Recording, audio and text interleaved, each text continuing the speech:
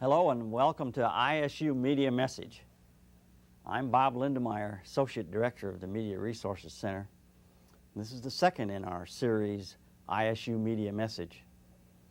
The program is designed to bring to our audience an opportunity to see a number of the films and videotapes that have been produced here at the university by the Media Resources Center. Normally these productions are seen here at the university. They're seen in classes, or they're seen for public relations purposes by the university, but a larger audience doesn't have an opportunity to see these productions. And so our program is an opportunity for you to see some of these productions and also to meet the faculty and staff members who've worked with those of us at the Media Resources Center in developing these programs. My guest tonight is Phyllis Peters, who's Director of Public Relations for the Iowa State University Foundation. And Phyllis, you come to our program tonight because of the Partnership for Prominence campaign. Tell us a little bit about that. The Partnership for Prominence campaign, Bob, is a capital fund drive. It's Iowa State's largest in the history of the university. We set out to raise $150 million in a 5-year time period, starting in July 1, 1988. Succeeded that goal a year ago when we topped the mark, topped $150 million. So the goal has been extended, and with the continuing support that is coming through on this campaign, we will end it at June 30th of 1993 with what we hope to be nearly a $200 million campaign, putting us at a much higher level than Iowa State has been at before in terms of private fundraising. Well, the campaign has been very successful, and I'd like to think that some of the reason for that is some of the videotapes that we've made to help with the campaign. I know in the beginning we did a video called, well, the name of the campaign, Partnership for Prominence. And that tape was seen primarily by corporate givers and by the leadership as you were developing the campaign. That took, what, a couple of years? That was used in late '88 and throughout '89, and the people who saw that were offering their reactions to the messages that we were trying to put forward in the campaign. It was very selective and a very smaller set of audiences. Okay. Then I remember the second tape that we made was really designed for the university part of the campaign. Dean Virgil Lagomarsino, Dean Emeritus, retired Dean of the College of Education, chaired that committee, and we made a tape there strictly for use with the campus community. Right. He used that extensively to help educate people on campus, faculty and staff, about what a capital campaign would do. And he used it as a training vehicle for making people that were going to be recruited to be volunteers, making them better aware of what a campaign would do for them, and making them feel like they wanted to be a part of it and have a sense of joining in on this campaign. The campaign really had its beginning, its official kickoff, when? September 7th, 1990. This date is engraved in your mind, right? It is. A major production. You were really in charge of that whole event, wasn't it, with the tents and everything? That was the night that we invited many people back to Iowa State, had a dinner for 1,500 people, and publicly told the world what our intentions were on this campaign, and really celebrated that we were off to a real good start, that we had wonderful leadership in place, and that it was going to be a campaign that invited the participation of alumni throughout the country. I remember we made a little documentary of that event. We called it The Anatomy of an Extravaganza. We're going to look at a little teeny piece of that later on. But first, let's talk about the tape that we're going to see tonight. It's called A Tradition of Partnerships. How was that tape used? That tape really is what helped sell this campaign to people who haven't been back on campus recently, helped us take the message of the Partnership for Prominence campaign coast to coast to alumni groups. And we picked very carefully groups of donors and potential donors and had dinners with those people in San Francisco, Houston, Denver, LA, and Phoenix, and of course throughout major cities in Iowa as well. And we used the video on a big screen in every case, not on a television, but on a big screen in a totally darkened room with good sound systems so that they could really experience the full effect of this beautiful video. And it was a way to bring them back into the campus in the cities that they were in throughout the country. And then when the lights came back up, they reached for their checkbooks, right? They certainly had smiles on their faces. Many people just were reacting with both their facial reactions and with wonderful comments, often applause. It made them feel good. It was an uplifting type of a film that told about the good traditions of Iowa State and the wonderful promise of the future if they were to join in and be a part of the future. Rather than us telling people about it, let's have an opportunity to look at this videotape. It's called A Tradition of Partnerships. Long before Marquette and Joliet came up the Mississippi, long before Lewis and Clark explored the Missouri, the Sac and the Fox kept perfect partnership with this land between the rivers. They called it Iowa, beautiful land.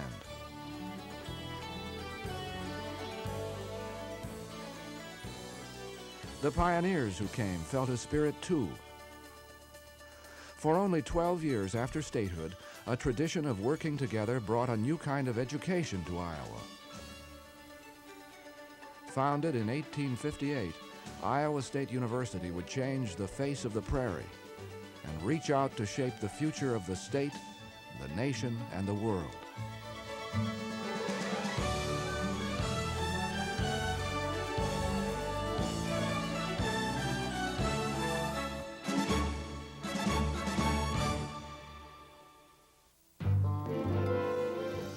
That partnership of trust and support for Iowa State is today evident everywhere. Alumni Hall, built with gifts from those who graduated in the first 3 decades of the People's College, has today been beautifully restored and serves as the centerpiece for university admissions.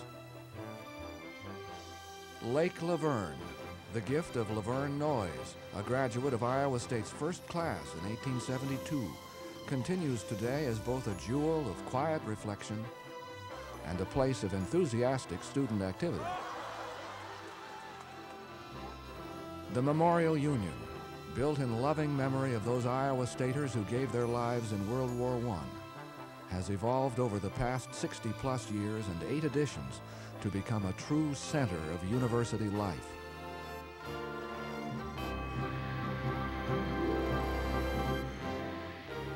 And standing proudly in the center of these green hills, the Campanile and the bells of Iowa State. The gift of Dean Edgar Stanton, Iowa State's first dean of the junior college and also a member of the first class.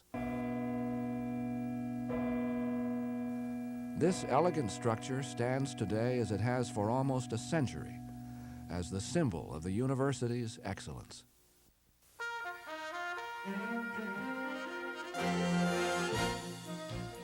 In its first 120 years, the Prairie College has grown and evolved to become one of the nation's foremost land-grant universities. Teaching and leadership have personified the mission, the faculty, and the graduates of Iowa State. Carrie Chapman Catt, Iowa State's most respected alumna, led the nation's passage of women's right to vote and founded the League of Women Voters. Frank Spedding, famous for his leadership in developing high-quality uranium and the Ames Laboratory, was also a superb teacher. And today, the tradition of excellence in teaching continues. Neil Harrow is a distinguished professor of agricultural economics. His leadership in finance and law contribute to Iowa State's image both nationally and throughout the world. Bill Boone, Associate Professor of Landscape Architecture, has inspired hundreds of undergraduates with his enthusiasm for the study of nature and design. It may seem unusual to conduct a class from a tree, but in my way of thinking, that's part of teaching. I tell my students that the most exciting thing in the world is the learning process, but it's not true. The most exciting thing is the teaching of that learning process. The engine that drives the learning process is research, the creation of new knowledge. Here, too, Iowa State enjoys a rich tradition of success. From the simple experimental plots of the Agricultural College and Model Farm, Iowa State would by the mid-20th century receive international recognition for research in agriculture and the physical sciences. Henry Gilman, distinguished professor of chemistry and honored member of the National Academy of Sciences, is remembered throughout the world as the father of organometallic chemistry. Iowa State takes special pride in the invention of the electronic digital computer by John Atanasoff and Clifford Berry at ISU in 1939, launching the world on a new way of life. Research on the campus today is rapidly expanding in a variety of high-technology research centers. At the newly formed Center for Aviation Systems Reliability, physicist John Mulder uses a pulsed laser to listen for flaws in an air frame structure. And at the Center for Immunity Enhancement in Domestic Animals, molecular virologist Susan Carpenter is investigating the bovine immunodeficiency-like virus, BIV, as a potential model for the study of HIV and AIDS in humans. Anything that we learn about the virus-host interaction in the bovine system will be useful in applying that to the human system. But the mission of Iowa State is more than teaching and research. It is outreach, the sharing of knowledge with the citizens of Iowa and the nation. This sharing, this partnership between Iowa State and the people, is exemplified by the extension model created at Iowa State and carried throughout the world. George Washington Carver personified the land-grant mission, and he carried the Iowa State extension concept in his life's work. Carver was enrolled as Iowa State's first African-American student 100 years ago. He went on to become one of the nation's greatest educators and agricultural researchers at the Tuskegee Institute in Alabama, and is credited with creating movable schools, which brought practical agricultural knowledge to the rural South. Today, outreach at Iowa State includes a host of new services to the people of Iowa and beyond, reaching out to share knowledge of health, energy, and the environment, and reaching out with the new technologies of communication. Ricardo Salvador, assistant professor of agronomy, teaches his course on sustainable agriculture via television satellite. It is beamed to many ISU extension offices and to AgSat consortium classrooms throughout the United States. For me, probably the most stimulating part about this course is that we're reaching so many people, and that most of these people are far away from our campus. Today, Iowa State University stands on the threshold of a new era. Across the campus and throughout the university community, there is an atmosphere of renewal, new leadership, and energy that promise much for the future. One of Iowa State's most exciting programs is Project Vincent, designed to upgrade computing resources for instruction and research. The first phase, funded by a federal grant, has provided supercomputing access to an initial number of high-powered workstations. The four-year goal is to make available a large number of such stations for students and faculty. This multi-million-dollar dream will depend on available funding. The hub for Project Vincent is the magnificent new Durham Center for Computation and Communication. Funding to complete the center is a goal of the Partnership for Prominence campaign. While Iowa State takes justifiable pride in its new research initiatives, it is the talented and enthusiastic students at this university who provide the real promise for the future. A highly energized and multifaceted life surrounds them at Iowa State. They turn out by the thousands to participate in ISU's superb intramural and recreational sports program, which centers on the massive new athletic recreation facility. Iowa State's optimism for the future is based on several years of clear-eyed and pragmatic self-analysis. The university has established strategic plans for the institution at large and for each of the colleges. For example, ISU will make a concerted effort to recruit high-ability students and also to increase the diversity of the student population. A program to enhance retention of students will be developed.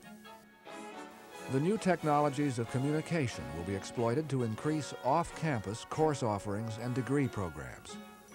and a variety of efforts in technology transfer linking the university to the public and private sector are being explored. The College of Agriculture, currently ranked third in the nation in the teaching of agriculture, will put new emphasis on sustainable agriculture, biotechnology, and the internationalization of its outreach and technology transfer. The College of Business Administration, Iowa State's newest college, plans to develop a series of graduate programs that combine business with manufacturing, engineering, and technology. Established in 1978, the College of Design has enjoyed phenomenal growth. Strategic goals will focus on global urbanization of the design professions. The Design College has pressing need for additional space and facilities.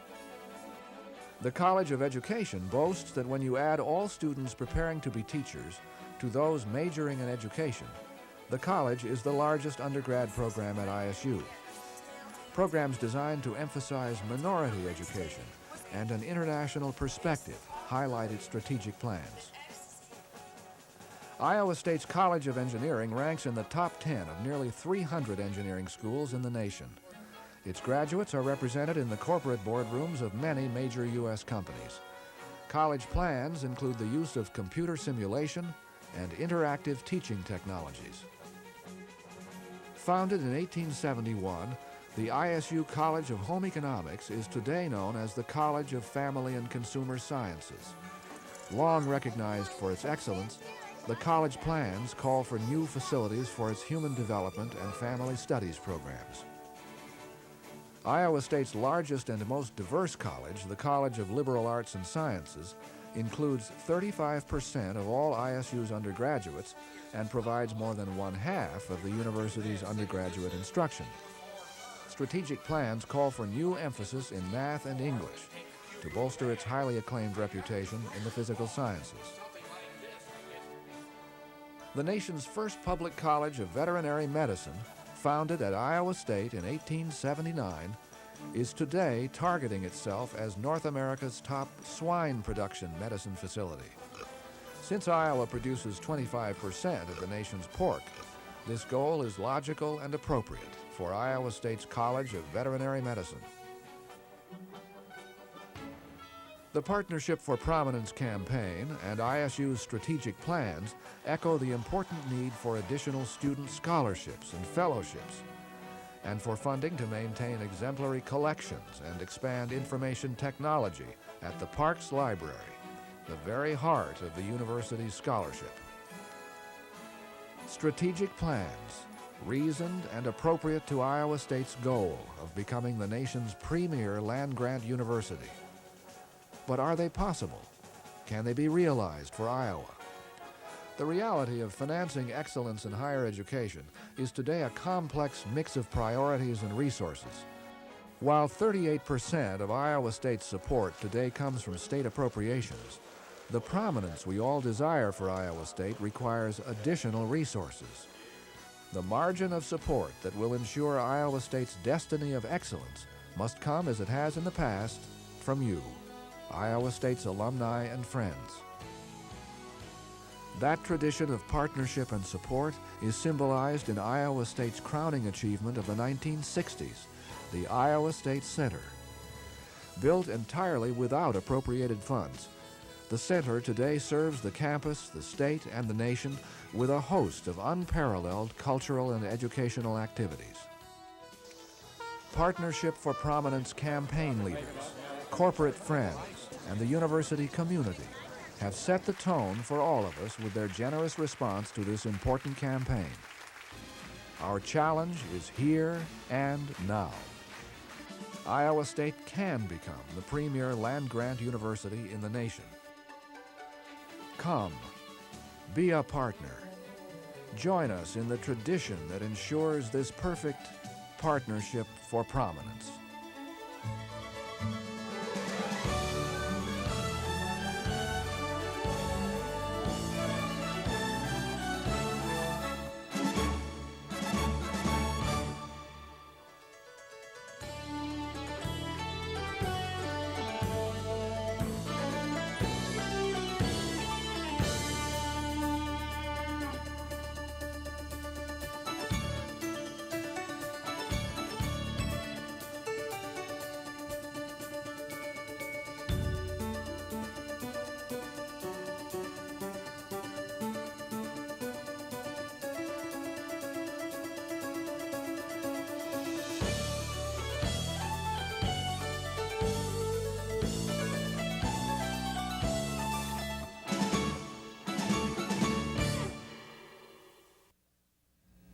Well, you've just seen a tradition of partnerships produced for the Partnership for Prominence campaign here at Iowa State University.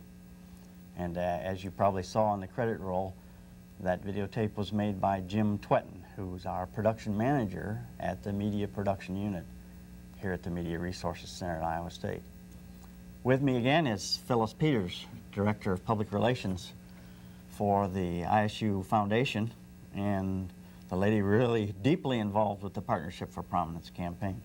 Phyllis, again, how did you actually use this with the groups? You went out to meet with groups, actually.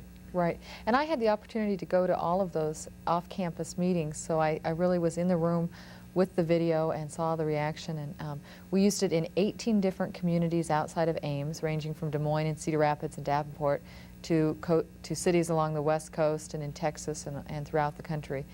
And President Jischke usually introduced the film and said, we're going to give you a look at ISU's campus today and our hopes for its future. And the lights would go off and the big pictures would come up, and people would see in real vivid colors. I think that's one of the most striking things about the film. It brings people back to campus and focuses on things they remember, the Campanile, the Memorial Union, the lake, and yet there's a sketch of each of the 8 colleges, so the alumni in the audience could all get a sense that they were connected to a piece of this film. What's going on today in those colleges. I like the metaphor of the tradition of partnerships with the fact that Alumni Hall, the Campanile, and the Memorial Union had all been given by alumni and friends to the university. And that was wonderful to reinforce before what would happen following the dinners, when people would be asked to continue that tradition by making their gifts themselves. They weren't asked directly at the conclusion of this film, but you're setting the stage by showing how much of a difference private giving has made, and how probably things that people take for granted would not be a part of the Iowa State University campus had it not been for alumni and other friends who had given. The making of the tape was an interesting experience. I remember Jim Twetton, the director, talking about trying to get those swans to swim around just the right way so that we could fly that swan logo out of the middle of them. That's all done electronically after the fact. But how was that done? well, the toughest part, believe it or not, was just getting the swans to cooperate. I've heard Jim tell the story many times.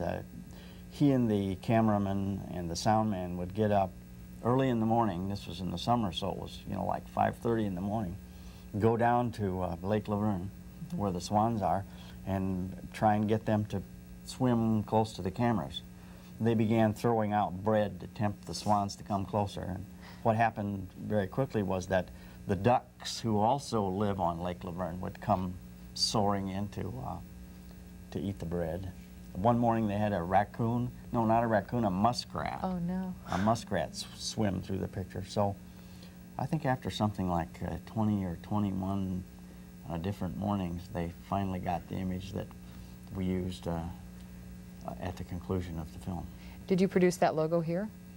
It was designed by the graphics department in the University Publications office.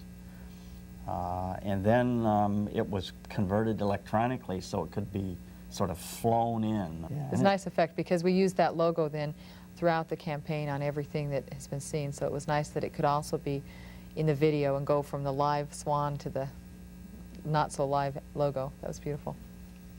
There are a lot of interesting stories that relate to putting together the videos for the Partnership for Prominence campaign. And one of my favorites is with President Gordon Eaton, who was president of the university at the time, agreeing to do a little takeoff based upon the Field of Dreams movie with Kevin Costner. We got him to do that for a piece of video that we used at the big kickoff celebration in September of '90.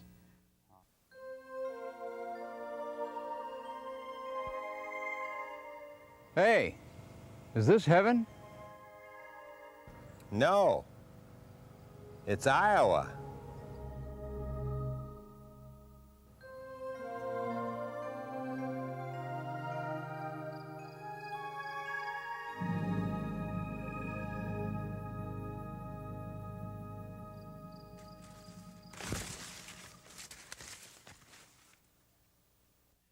Lovely. And he fades away into the corn. It's interesting to note that the gentleman who plays the farmer role there, scratching his head and tipping his hat, is Owen Newland, right? Owen's role in the Partnership for Prominence campaign? He served our campaign as the national campaign chair, and he, of course, was wearing a Pioneer seed corn hat. He's a vice president with Pioneer Hybrid International and has been given a lot of time to the campaign as our national chair. That little piece of tape was rolled back as part of that kickoff ceremony, and as I mentioned earlier, we did make a tape called The Anatomy of an Extravaganza, which was sort of a documentary of that whole kickoff evening. Subsequently, we've made a couple of other tapes that have been used with the campaign. We recorded the Order of the Knoll dinner just this past fall, which was a 90-minute production in the Hilton Coliseum. And I think we're going to have another event this coming fall? October 1, a big celebration event. That'll be the event where we hope to send the program live by satellite all around the country. That's right. It'd be nice to involve alumni chapters throughout the country through what your department will be able to do with media uplinks.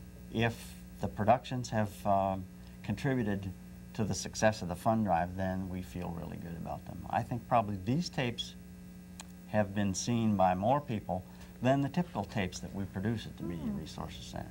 Typically our programs end up being used in the classroom, for example, and they're seen by that faculty member and students, and that's about the only place they're seen.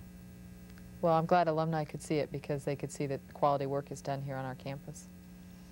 That's our program for this evening. I hope you'll join us here again next week when we come back with another videotape on the ISU Media Message.